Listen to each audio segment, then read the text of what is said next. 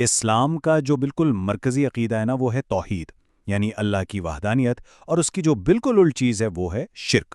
ان دونوں کو سمجھے بغیر اسلام کی بنیاد کو سمجھنا تقریباً ناممکن ہے۔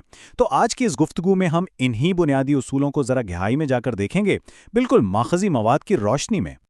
تو بات شروع کہاں سے ہوتی ہے؟ بالکل بنیاد سے۔ دیکھیے، نبی کریم صلی اللہ علیہ وسلم نے جب حضرت معاذ بن جبل کو یمن بھیجا تو سب سے پہلی ہدایت کیا دی؟ یہی کہ سب سے پہلی چیز جس کی طرف تم انہیں دعوت دو وہ توحید ہونی چاہیے۔ یعنی یہ کوئی عام بات نہیں، کوئی تجویز نہیں، بلکہ یہ تو سب سے پہلا اور سب سے بنیادی فرض قرار دیا گیا ہے۔ اچھا، تو اس پوری بحث کو سمجھنے کے لیے ہم نے اسے 6 حصوں میں تقسیم کیا ہے۔ پہلے توحید کی دعوت، پھر یہ کہ خالص وحدانیت ہے کیا، اس کے بعد شرک کو سمجھیں گے، اور پھر 2 بہت اہم عملی مثالیں دیکھیں گے، تعویذ اور برکت حاصل کرنا، اور آخر میں خالیت کے اصول پر بات ختم کریں گے۔ تو چلیے شروع کرتے ہیں ہمارے پہلے حصے سے، توحید کی دعوت، جو کہ اولین فریضہ ہے۔ جیسا کہ ہم نے ابھی دیکھا، ماخذی مواد یہ بالکل واضح کرتا ہے کہ اسلام کے پیغام کا جو نقطہ آغاز ہے وہ یہی ہے۔ یہ وہ ذمہ داری ہے جو ہر چیز پر مقدم ہے۔ اور اس دعوت کی بنیاد کیا ہے؟ یہ کوئی انسانی فلسفہ نہیں ہے۔ قرآن کی یہ آیت دیکھیں، یہ بالکل واضح کر رہی ہے کہ یہ اللہ کا حکم ہے۔ یہی میرا راستہ ہے، میں اللہ کی طرف بصیرت کے ساتھ بلاتا ہوں۔ بصیرت کے ساتھ یعنی پورے علم، پوری سمجھ بوجھ کے ساتھ۔ یہ اندھی تقلید نہیں بلکہ ایک شعوری دعوت ہے۔ اچھا، تو ہم بار بار توحید کی بات کر رہے ہیں، لیکن سوال یہ ہے کہ خالص وحدانیت ہے کیا چیز؟ آئیے اس کے بنیادی تصور کو سمجھتے ہیں کہ ماخذ کے مطابق اس کا اصل مطلب کیا ہے۔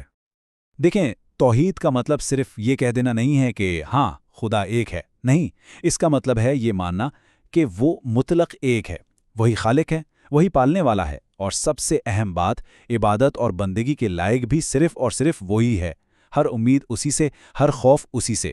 یہ ہے توحید کا مکمل تصور۔ اب یہ جو گواہی ہے لا الہ الا اللہ، یہ صرف زبان سے بول دینے کا نام نہیں ہے۔ ماخذ کے مطابق اس کے 3 ستون ہیں۔ پہلا، دل سے پختہ یقین ہو، دوسرا، زبان سے اس کا اقرار کیا جائے، اور تیسرا اور شاید سب سے اہم، اپنے عمل سے اس بات کو سچا ثابت کیا جائے۔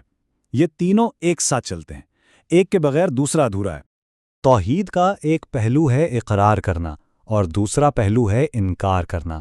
اسی انکار کو برات کہتے ہیں، یعنی دل سے، زبان سے اور عمل سے ہر اس چیز سے مکمل طور پر بیزاری کا اظہار کرنا جس کی اللہ کے سوا عبادت کی جاتی ہے۔ تو یہ صرف ماننا نہیں ہے بلکہ غلط چیزوں کو فعال طور پر رد کرنا بھی ہے۔ اس کی سب سے بہترین مثال حضرت ابراہیم علیہ السلام کی ہے۔ انہوں نے اپنی قوم سے کیا کہا؟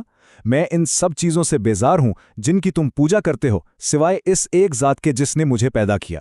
دیکھیں، پہلے انکار، پھر اقرار۔ یہی توحید کا طریقہ ہے، پہلے تمام جھوٹے خداؤں کو رد کرو، پھر ایک سچے خدا کو تسلیم کرو۔ اچھا، توحید کی بات تو ہو گئی، اب سکے کا دوسرا رخ دیکھتے ہیں، یعنی شرک، توحید کی ضد۔ آئیے سمجھتے ہیں کہ ماخذ اس کے بارے میں کیا کہتا ہے۔ یہاں ایک بہت اہم سوال پیدا ہوتا ہے، کیا ہر قسم کا شرک ایک ہی جیسا ہے؟ کیا اس کے بھی درجات ہیں؟ ماخذی مواد اس پر بہت دلچسپ روشنی ڈالتا ہے۔ آئیے دیکھتے ہیں کہ کیا فرق ہے۔ تو بنیادی طور پر شرک کی 2 بڑی قسمیں ہیں، شرک اکبر یعنی بڑا شرک، اور شرک اصغر یعنی چھوٹا شرک۔ فرق کیا ہے؟ شرک اکبر یہ ہے کہ کوئی مانے کہ کسی چیز میں، جیسے تعویذ میں، خود شفا دینے کی طاقت ہے۔ یہ عقیدہ انسان کو اسلام کے دائرے سے ہی نکال دیتا ہے۔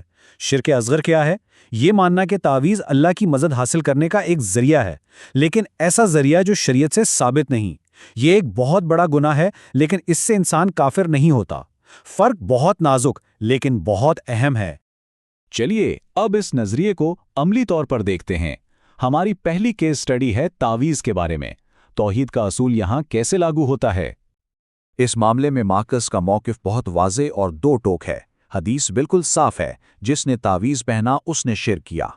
اب یہ شرک اکبر بھی ہو سکتا ہے اگر کوئی یہ مانے کہ تعویذ میں اپنی طاقت ہے، اور شرک اصغر بھی اگر اسے صرف ایک ذریعہ سمجھا جائے، لیکن دونوں صورتوں میں اسے شرک کہا گیا ہے۔ لیکن یہاں ایک بہت اہم نقطہ سمجھنے کی ضرورت ہے۔ ہر قسم کا دم یا منتر منع نہیں ہے۔ جسے رقیہ شرعیہ کہتے ہیں وہ جائز ہے، لیکن اس کی 3 کڑی شرائط ہیں۔ پہلی، اس میں اللہ کے نام اور صفات ہوں۔ دوسری، اس کی زبان سمجھ میں آتی ہو، کوئی عجیب و غریب منتر نہ ہو۔ اور تیسری، یہ یقین پختہ ہو کہ شفا دم نہیں دے رہا، شفا صرف اللہ دے رہا ہے۔ اچھا، یہاں ایک بہت عام سوال سامنے آتا ہے۔ ٹھیک ہے، باقی تعویذوں کی بات تو سمجھ آ گئی، لیکن ان کا کیا جن میں صرف قرآن کی آیات لکھی ہوں؟ یہ تو اللہ کا کلام ہے، اس بارے میں ماخذ کیا کہتا ہے؟ ماخذ کے مطابق علماء نے اس کی بھی اجازت نہیں دی اور اس کی کئی وجوہات بتائی ہیں۔ ایک تو یہ کہ جو ممانعت کی حدیث ہے وہ عام ہے، اس میں کوئی تفریق نہیں کی گئی۔ دوسرا اہم اصول ہے سد ذرائع کا، یعنی اس دروازے کو ہی بند کر دیا جائے جس سے شرک داخل ہو سکتا ہے۔ اگر قرآنی تعویذ کی اجازت دے دی جائے تو پھر غیر قرآنی تعویذ کو روکنا بہت مشکل ہو جائے گا، اور پھر قرآن کی بے ادبی کا بھی اندیشہ رہتا ہے۔ چلیے اب اپنی دوسری عملی مثال کی طرف چلتے ہیں، اور یہ ہے تبرک کا تصور، یعنی کسی شخص، جگہ یا چیز سے برکت حاصل کرنا۔ یہاں بھی وہی اصول لاگو ہوتا ہے، جائز اور ناجائز میں فرق کرنا۔ ماخذ کے مطابق جائز تبرک وہ ہے جس کا ثبوت شریعت نے دیا ہو، جیسے آب زمزم، لیکن کسی ایسی چیز سے برکت ڈھونڈنا جس کا کوئی ثبوت نہیں، جیسے کسی بزرگ کی قبر یا کوئی خاص درخت، اسے ناجائز کہا گیا ہے۔ کیوں؟ کیونکہ اس میں یہ خطرہ ہے کہ اللہ کے بجائے ان چیزوں کو ہی برکت کا ذریعہ سمجھ لیا جائے، جو توحید کے خلاف ہے۔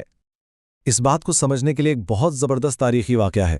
کچھ نئے مسلمان ہوئے تھے، انہوں نے مشرکین کو ایک درخت کی تعظیم کرتے دیکھا تو نبی صلی اللہ علیہ وسلم سے آ کر کہا کہ ہمارے لیے بھی ایسا ہی ایک مقدس درخت مقرر کر دیں۔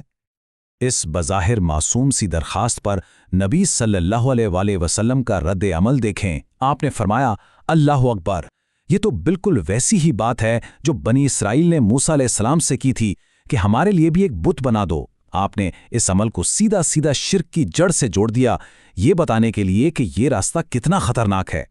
تو ان ساری مثالوں اور تفصیلات کے بعد ہم آخری حصے پر آتے ہیں، خالصیت کا اصول، یعنی اس سب کا نچوڑ کیا ہے؟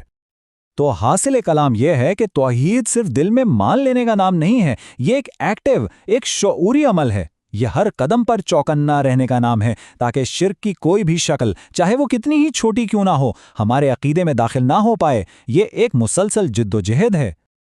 اور آخر میں ہم اس گفتگو کو ایک سوال پر چھوڑتے ہیں۔ اگر یہ سچ ہے کہ ایمان کا اصل ثبوت عمل ہے، تو پھر سوچنے کی بات یہ ہے کہ ہمارے روزمرہ کے چھوٹے چھوٹے اعمال، ہماری دعائیں، ہماری امیدیں، ہماری عادتیں، یہی دراصل ہمارے عقیدے کا اصل امتحان ہے۔